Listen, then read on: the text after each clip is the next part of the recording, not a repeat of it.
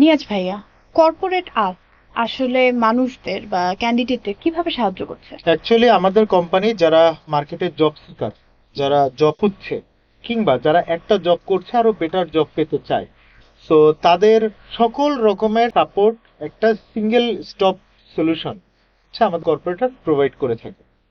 যেমন ধরেন কেউ যখন একটা জব সুইচ করতে চায়, তাকে প্রথমেই বুঝতে হয় যে আমার আসলে কোন ধরনের জবগুলো আমার জন্য সুইটেবল। যেমন আজকে সকালবেলাও আমাদের একজন ক্লায়েন্ট এসেছেন। সো উনি কনফিউজড যে ওনার পড়াশোনা করেছেন উনি টেক্সটাইল ইঞ্জিনিয়ারিং এর উপরে, কিন্তু এখন উনি কনফিউজ যে ওনার টেক্সটাইল ইঞ্জিনিয়ারিং ভালো লাগে না, ওনার ওয়েব ডেভেলপমেন্ট ভালো লাগে। এখন উনি কি ওয়েব ডেভেলপমেন্টে ক্যারিয়ার করবে, নাকি টেক্সটাইলে যাবে, নাকি টেক্সটাইল এবং ওয়েব ডেভেলপমেন্ট দুইটাই বাদ দিয়ে নতুন আর কোনো সেক্টরে গিয়ে উনি ক্যারিয়ার করবে? তাহলে প্রথমত তাকে বুঝতে হবে যে আমি আসলে কোন সেক্টরে কি ধরনের ক্যারিয়ার করতে চাই সেটা। সেই সিদ্ধান্তটা নেওয়ার পরে তাকে একটা জব খুঁজতে হবে। জব খোঁজার জন্য তো আপনি মানে বিভিন্ন কোম্পানিগুলোতে গিয়ে গিয়ে নক করে করে তো আর জব পাবেন না। আপনাকে আপনার একটা ডকুমেন্ট পাঠাতে হবে যেখানে আপনার ক্রিডেন্সিয়ালস, আপনার অ্যাচিভমেন্ট, আপনার স্কিলস, আপনার কন্ট্রিবিউশনস, এই ইনফরমেশন গুলো যেখানে থাকবে, যেটাকে আমরা সিভি বলি। যেটাকে আমরা সিভি বলি বা রেজুমেই বলি।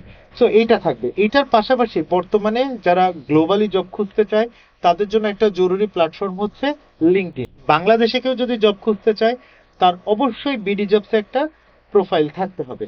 এর পাশাপাশি বর্তমান সময়ে ভিডিও রেজুমিটাও বেশ জনপ্রিয় হয়ে উঠেছে।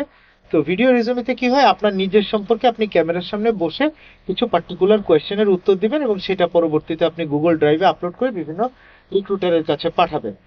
সো এইটা সেকেন্ড ফেজে গেল একজন চাকরি প্রার্থীর টোটাল ডকুমেন্টেশন।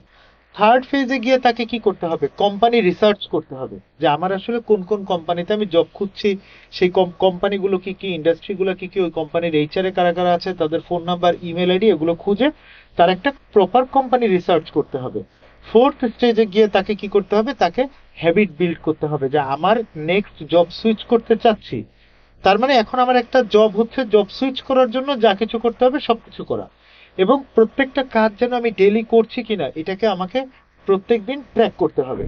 সো একজন ক্যান্ডিডেট যখন জব সুইচ করতে চায়, তার ইন্ডাস্ট্রি সিলেকশন, তার কোম্পানি সিলেকশন, তার ডকুমেন্টেশন, তার industry research, company research, habit building, A to Z যত solution, one to one coaching, mock interview, A to Z সব রকমের সাপোর্ট কর্পোরেট